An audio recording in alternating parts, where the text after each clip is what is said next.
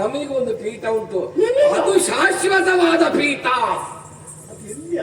ಹೊಳೆ ಬದಿಯ ಬಂಡೆ ಕಲ್ಲು. ಒಂದು ಕಾಲದಲ್ಲಿ ಒಂದು ದಿನ ಸೃಷ್ಟಿಕರ್ತನಾದ ಪರಮೇಶ್ವರನು ಈಗ ಅವ ಯಾವುದು ತೊಡಗಿದಕ್ಕೆ ಆ ಕೆಲಸ ಕೈ ಹಾಕಿದ್ದೆ ಯಾರು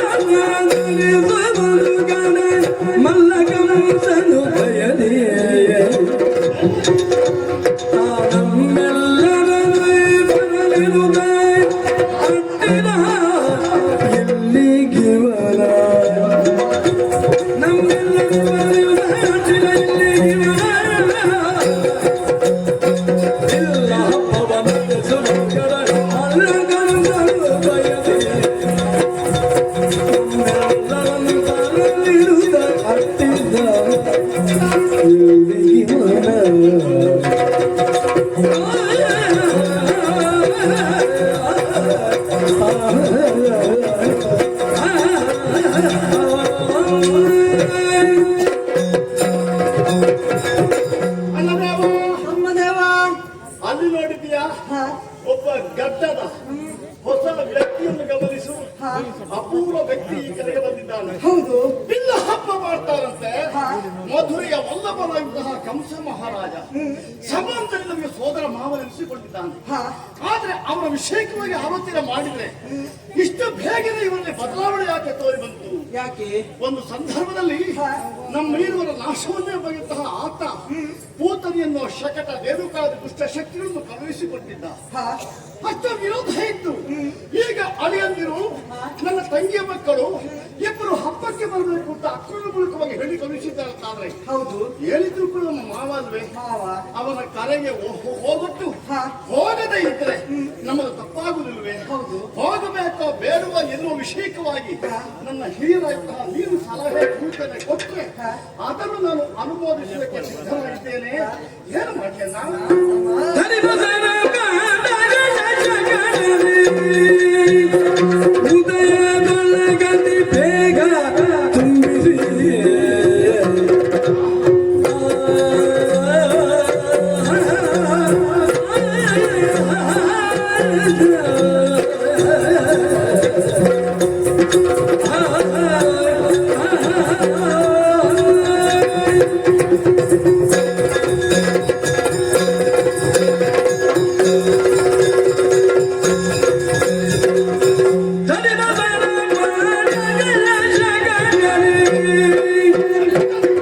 ಉದಯದೊಳಗತಿ ಬೇಗ ತುಂಬಿಸಿ ಹೃದಯದೊಳಗತಿ ಬೇಗ ತುಂಬಿಸಿ ಮುದರಿ ಗೆಳೆಯರು ಸಹಿತ ಹೊರಡಲೆ ಮಧುರೆಗಿನ್ನ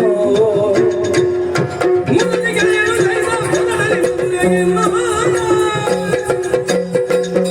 ಮಧುರ ಪ್ರಾಣಗಳ ಜಗದಲ್ಲಿ ಹೃದಯದೊಳಗತಿ ಬೇಗ ತುಂಬಿಸಿ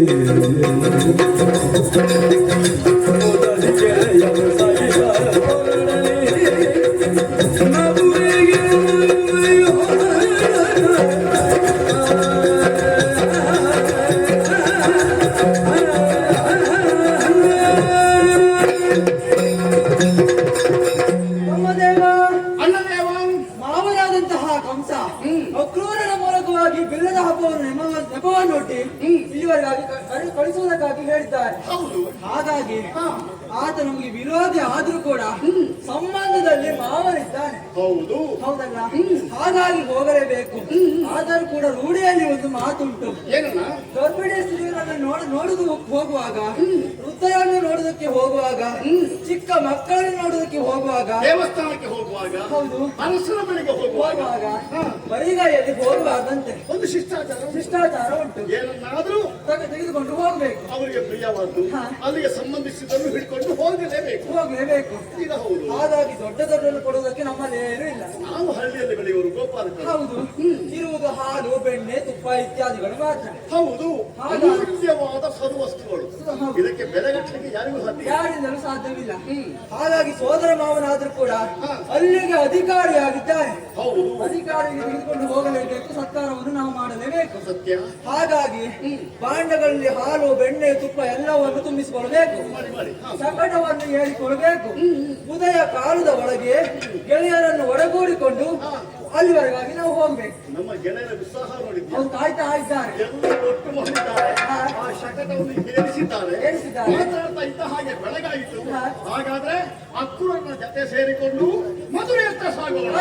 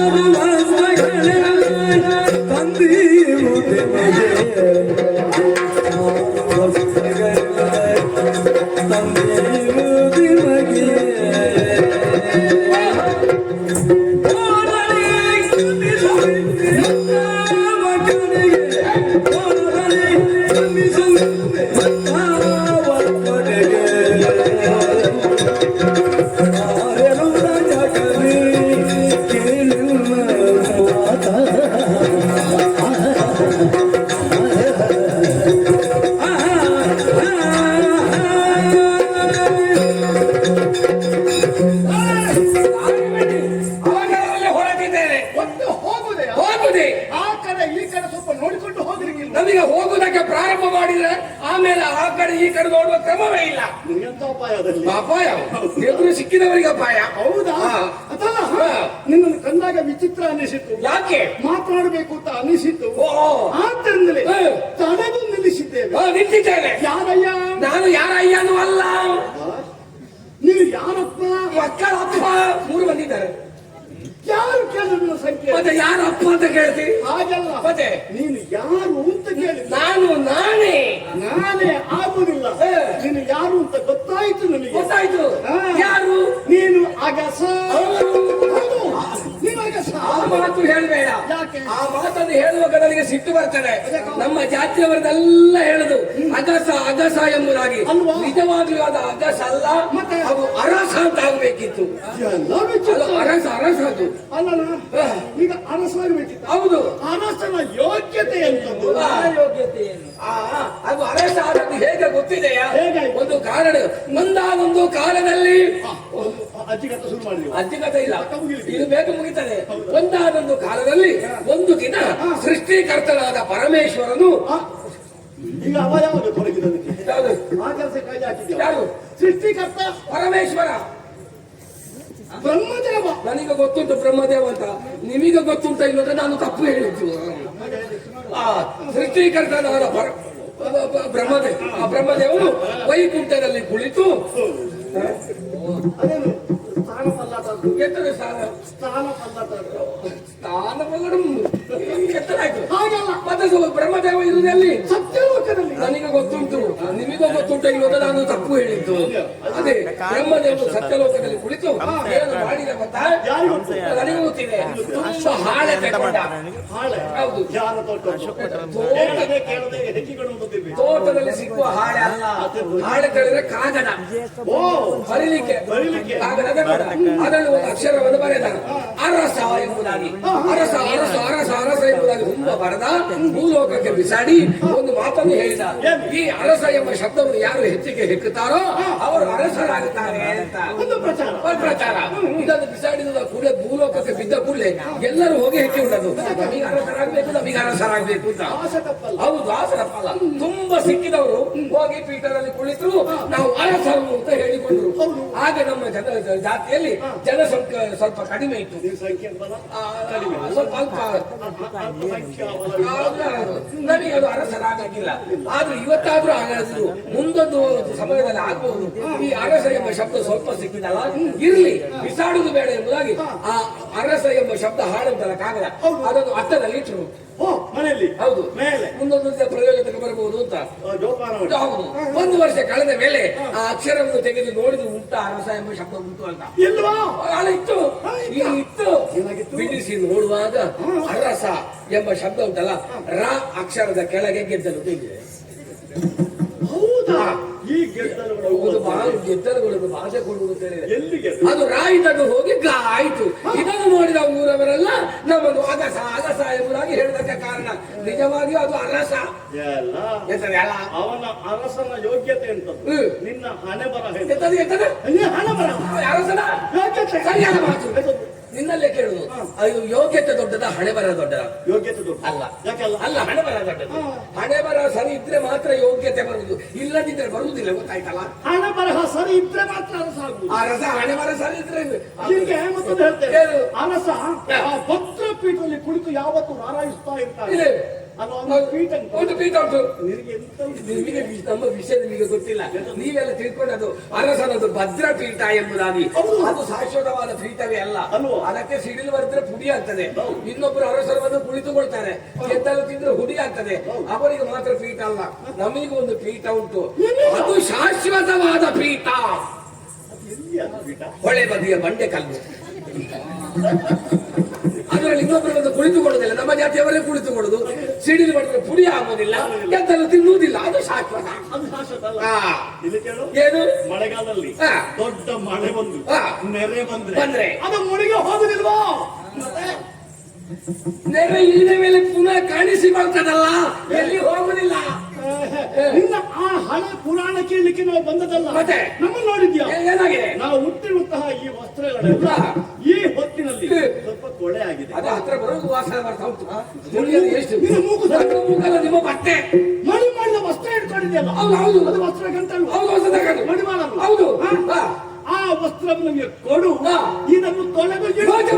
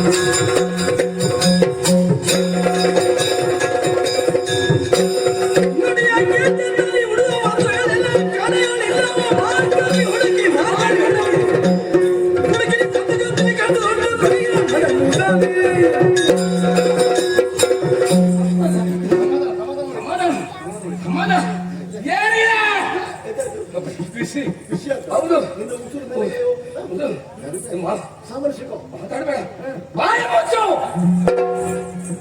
ಮುಚ್ಚಿದ್ದೇನೆ, ಮಾತಾಡ್ಲಿಕ್ಕಿಲ್ಲ. ನನ್ನ ಬಾಯಿ ಮುಚ್ಚಿದ್ರೆ ನಾನು ಮಾತಾಡುದು ಹೇಗೆ? ಮತ್ತೆ ನೀನು ಹೇಳಿದ್ದಲ್ವ ಹಾಗೆ? ನಿಮ್ಮ ಬಾಯಿ ಮುಚ್ಚಿತ ಹೇಳಿದ್ರು.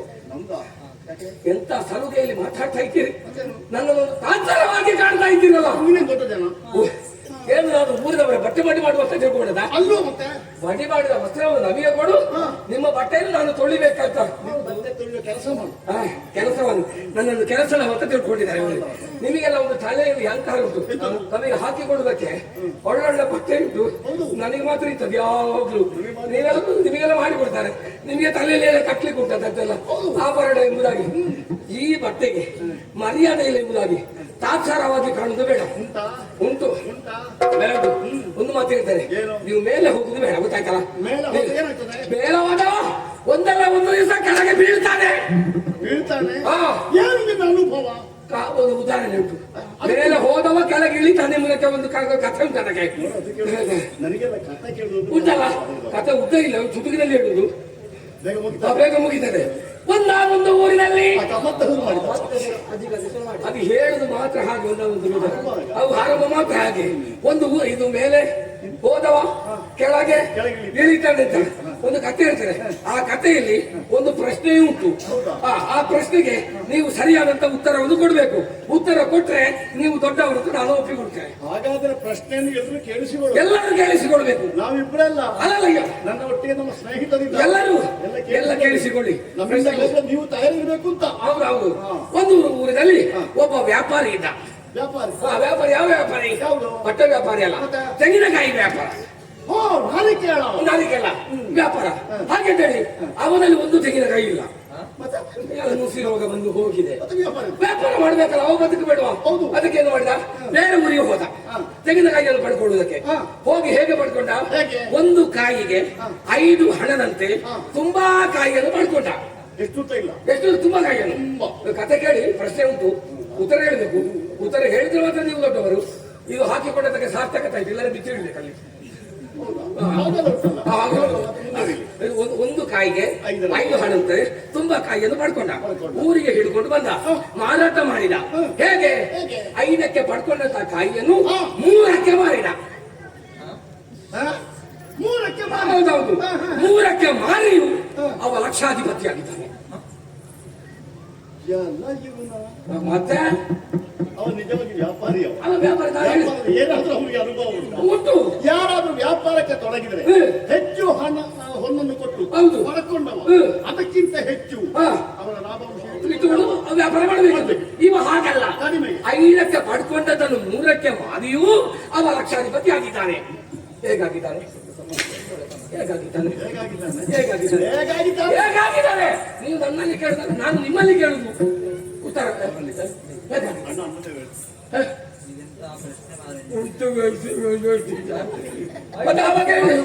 ಮಾಡಿದ್ರೆ ಹಾಗೆ ಹೇಳಿದ್ರಿ. ಈ ಕೆಲಸದವ ನೀವು ಹೇಳಿಲ್ಲ ಅಂತ ಹೇಗಾಗಿದ್ದಾನೆ? ನೀವು ನಾನು ನಿಮ್ಮಲ್ಲಿ ಕೇಳುದು ಅಂತ. ನೀನು ಹೇಳಾಗಿದೆ ಹೇಳ್ಬೇಕಾ? ಅವ ಲಕ್ಷ ಹೌದು, ಗೊತ್ತೇ ಇಲ್ಲ. 5ಕ್ಕೆ ಪಡ್ಕೊಂಡದ್ದು 3ಕ್ಕೆ ಮಾರಿಯು ಅವ ಲಕ್ಷಾಧಿಪತಿ ಆಗಿದ್ದಾನೆ. ಹೇಗಾಗಿದ್ದಾನೆ? ಅವ ಮೊದಲು ಕೋಟ್ಯಾಧೀಶ ಆಗಿದ್ದ. 3ಕ್ಕೆ ಇಳಿಸತ್ತು. ನಾನು ಯಾಕೆ ಹೇಳಿದ್ದು? ನಿಮಗೆ ಹೇಳಿದ್ದು ಮೇಲೆ ಹೋದವ ಕೆಳಗೆ ಇಳಿತಾನೆ ಎಂಬುದಾಗಿ. ಇನ್ನು ಸ್ವಲ್ಪ ಉಳಿದಿಲ್ಲ. ಇನ್ನು ಹೌದು, ಸ್ವಲ್ಪ ಉಳಿದಿದೆ. ಅದು ವ್ಯಾಪಾರ ಮಾಡಿದ್ರೆ ಇನ್ನು 2ಕ್ಕೆ ಮಾರಿದ್ರೆ ಭಿಕ್ಷಾಧಿಪತಿ. ಅದರಲ್ಲಿ ಮಾತಾಡ್ತೀರಲ್ಲ, ಏನು ಸಾಮಾನ್ಯರ ಬಟ್ಟೆಯನ್ನು ತೊಳೆಯುವವರು ನಾನು ಅಂತ ತಿಳ್ಕೊಂಡಿದ್ದೀರಾ? ನಮ್ಮ ದೊರೆಗಳು, ಕಂಸ ಮಹಾರಾಜರು, ಅವರ ಬಟ್ಟೆಯನ್ನು ತೊಳೆಯುವುದು ಮಾತ್ರ ನನ್ನ ಕರ್ತವ್ಯ. ಅವರ ಬಟ್ಟೆಯನ್ನು ಕೇಳುವವರು ನೀವು ನಿನಗೆ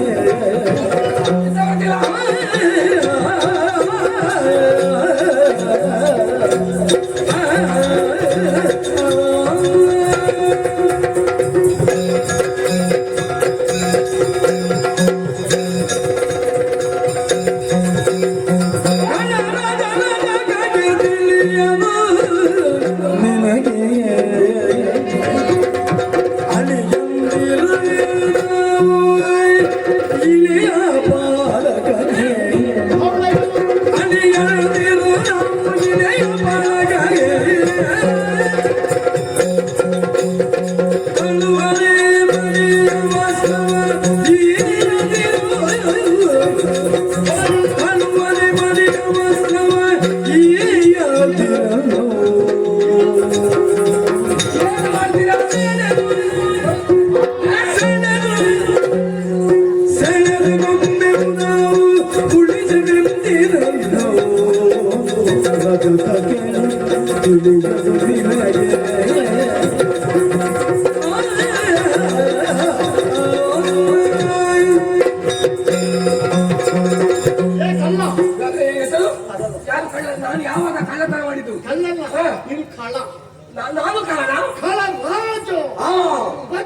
ಅದಕ್ಕ ಕೇಳು ಕೇಳು ನಿನಗೆ ನನಗೆ ತಿಳಿಯದು. ಯಾರು ಹೇಳಿದ್ರು ನನಗೆ ನಿನಗೇನು ಗೊತ್ತಿಲ್ಲ. ಏನು ಗೊತ್ತಿಲ್ಲ, ಇಷ್ಟು ಗೊತ್ತುಂಟು ಇನ್ನು ಏನು ಗೊತ್ತಿಲ್ಲ ಅಂತ ಹೇಳಿ ಗೊತ್ತುಂಟು ತಾ ಚಂಬು ಗೊತ್ತಿಗೊಳ್ತಿಲ್ಲ. ಏ.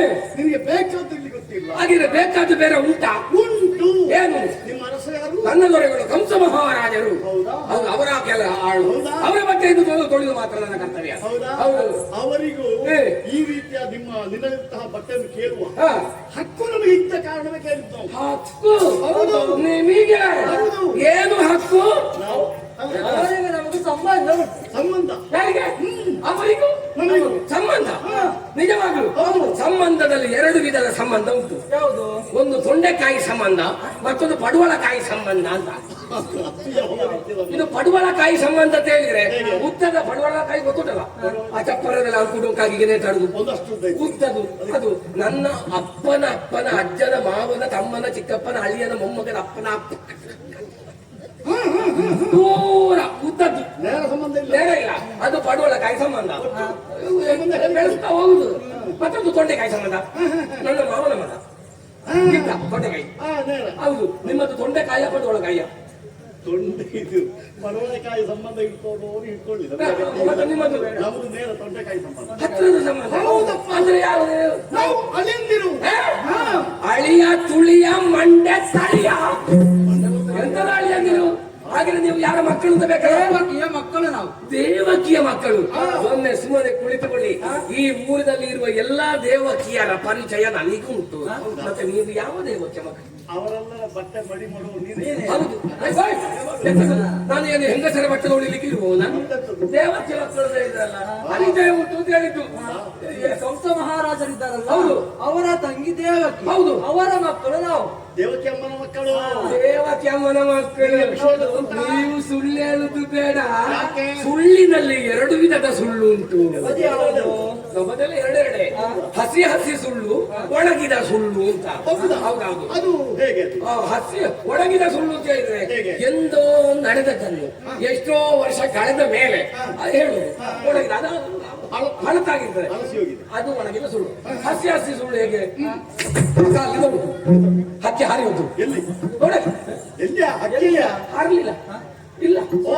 ಇದು ಸೃಷ್ಟಿ ಮಾಡಿ ಹೇಳುದು, ನಂಬಿಸುವುದು. ನಂಬಿಸುದು. ಅದು ಹಾಸ್ಯ ಹಾಸ್ಯ ಸುಳ್ಳು. ಹಾಗಿದ್ರೆ ನಿಮ್ಮದು ಹಾಸ್ಯ ಹಾಸ್ಯ ಒಳಗಿದ್ದ. ನಮ್ದು ಸುಳ್ಳೆ ಅಲ್ಲ, ಸತ್ಯ ವಿಷಯ. ಸತ್ಯ.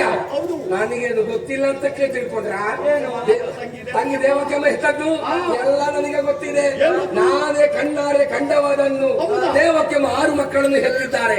ಆ 6 ಮಕ್ಕಳನ್ನು ನಮ್ಮ ದೊರೆಗಳು ಕಂಸ ಮಹಾರಾಜರು ಏನು ಮಾಡಿದ್ದಾರೆ? ಏನು? ಬಿಲದೊಳಗಿದ ಹೆಗ್ಗಣದ ಬಾಲ ಹಿಡಿದು ಹೊರಗೆ ತಂದು ಬಂಡೆ ಕಲ್ಲಿಗೆ ಪಟ ಪಟ ಪಟ ಪಟ ಪಟ ಪಟ ಪಡೆದು ಕೊಲ್ಲುವುದನ್ನು ನಾನು ಕಣ್ಣಾರೆ ಕಂಡ ಮಗ. ನೀನು ನೋಡಿದ್ಯಲ್ಲ, ನೋಡಿದ್ದೇನೆ. ಅವ ಮಾಡ್ಲಿ ಹ. ನೋಡಿದ್ದ ನಿನ್ನ ಕಣ್ಣಲ್ಲಿ ಒಂದಿಷ್ಟು ರಕ್ತ ಇರ್ತಾ ಇದ್ವು. ಇತ್ತು. ನೀನು ಸ್ವಲ್ಪ ತಡಿಲಿಕ್ಕೆಲ್ಲ ತಡಿಲಿಲ್ಲ. ಆಗಿರಲಿಲ್ಲ. ಅದು ಕೂಡ ಆ ಮುಗ್ಧ ಎಳೆಯ ಮಕ್ಕಳನ್ನು ಕೊಲ್ಲುವ ದೃಶ್ಯ ನನಗೆ ಬೇಸರ ಆಗಿಲ್ಲ. ಈ ದೃಶ್ಯವನ್ನು ನೋಡಿ ನನಗೆ ಬಹಳ ಸಂತೋಷ ಆಯ್ತು. ಸಂತೋಷ ಆಯ್ತು. ಹೌದಾ? ಯಾಕೆ? ನನ್ನಿಂದಲಾಗಿ ಕಂಸ ಮಹಾರಾಜ ಇಷ್ಟು ತಯಾರಾದಲ್ಲ ಅಂತ. ಓ ಹಾಗಿದ್ದ ಕಂಸನ ಪಟ್ಟಣ ಶಿಷ್ಯ ಹೌದಾ? ಯಾವ ವಿಷಯದಲ್ಲಿ? ಯಾವ ವಿಷಯದಲ್ಲಿ? ವಿದ್ಯೆ ಹೇಳಿಕೊಟ್ಟ ವಿಷಯ ಅಲ್ಲ. ಅಲ್ಲ. ನಾನು ಬಟ್ಟೆ ತೊಳಿದಲ್ವಾ, ದೊರೆಗಳ ಬಟ್ಟೆ ಹಿಡ್ಕೊಂಡು ಹೊಳೆ ಬದಿಗೆ ಹೋಗುದಲ್ವಾ, ಇವ ಹೇಗೆ ಬಟ್ಟೆ ತೊಳಿತಾನೆ ಅಂತ ನೋಡ್ಬೇಕು ಅಂತ ಹಿಂದಿನ ಮಾಡುದು.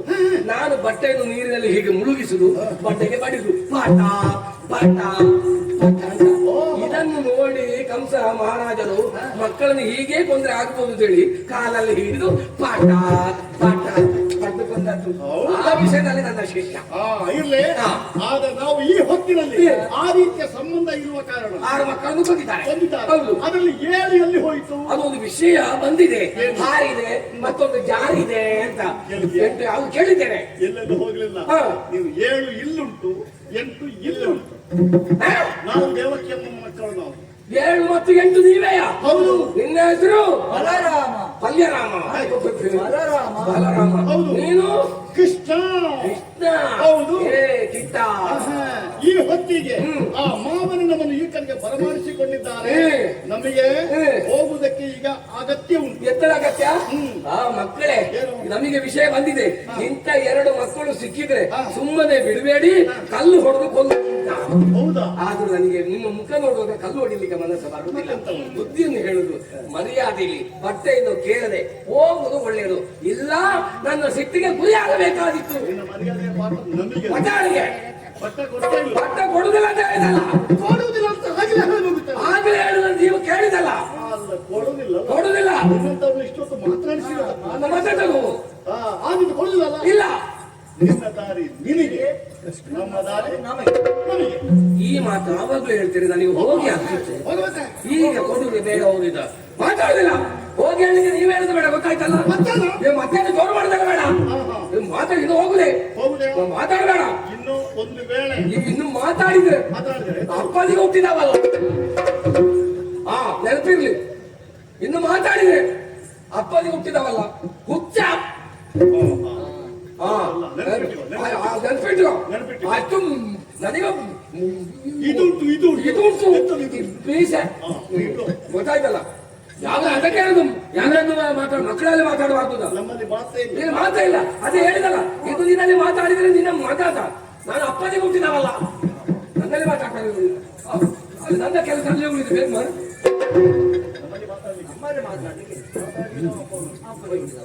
ಅಲ್ಲ ಮರೆ, ನಾನು ಗಂಟೆ ಇಲ್ಲಲ್ಲಿ ಇಟ್ಟದ್ದು. ಅವ್ರು ಮಾತಾಡುವಾಗ ಇದು ಗಂಟು ಕಾಣುವುದಿಲ್ಲ ಅಂತ ನಾನು ಹೋಗುವವರು ಹಿಡ್ಕೊಂಡು ಹೋಗ್ತೇನೆ.